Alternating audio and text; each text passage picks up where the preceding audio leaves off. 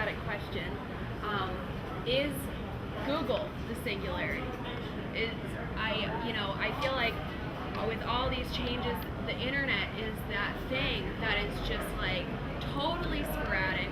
No one really knows what's going on with it. And then you look at a company like Google, who's providing all the answers, all of the truth, all the information that we could ever ask for. That's providing us endless services, online books, business tools, and it just keeps coming out with things. Next thing it has phones. Next time it's selling houses.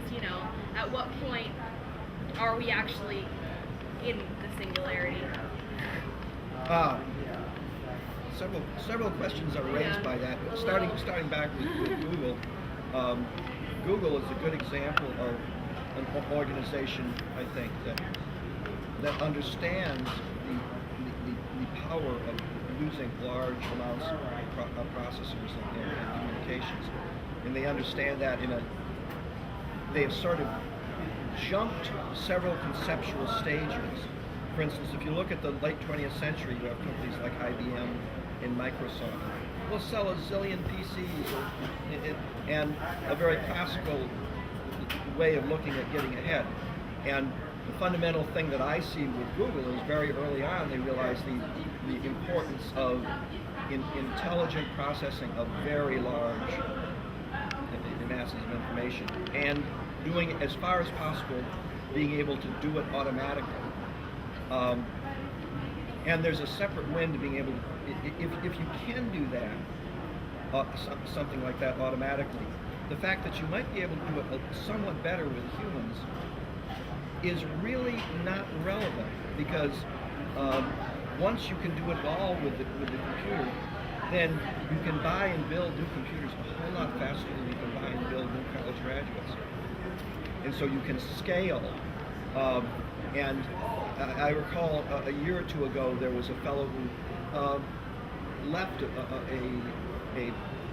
pretty high-ranking and good position at Google, and he was a pretty creative fellow. And he said, although he didn't have anything against Google, what they were doing or what they were, but he said, I just can't live with this predilection or inclination to try to solve problems by some method that actually can be automated. And a 20th century person or a 19th century person might say, yes, how cold and heartless. Well, that's really not the point. To me, the point is how effective it is, and the fact that it can be scaled.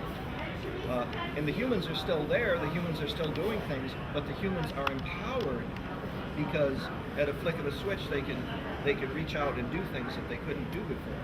So whether the more aggressive way that you phrase the question, is this an early post-human or something like that?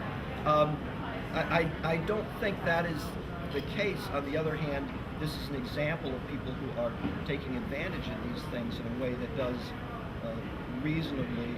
It's one of the paths to the singularity. I see like 4 or 5 paths to the singularity. You didn't go to my talk, right? On the singularity Yeah. on Friday. Friday? No, this morning. Yeah. There's also, it's online. I had an essay in IEEE Spectrum about this. Like 5 paths to the singularity. Are talking about Google is really more or less one of them. And one thing that makes me think the singularity is fairly likely is it's not the only one. There are other things that are going on. In some cases, they're going on like gangbusters that does not have this light human touch. And so I think Google is really a very strong development in this line.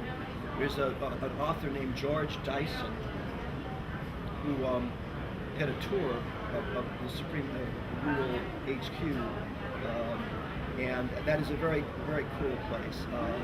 And he made a remark at the end of his essay that he had always wondered what the area would look like where the first superhumans showed up. And he said, I can imagine a campus-like atmosphere full of bright, enthusiastic, happy, intelligent, well-educated, creative young people working together in a very nonviolent and peaceful and happy way, to create this overarching intelligence. And then he says, and then I'm looking around, I'm sitting at Google headquarters, he says, and I'm looking around and says, this is exactly what I was imagining.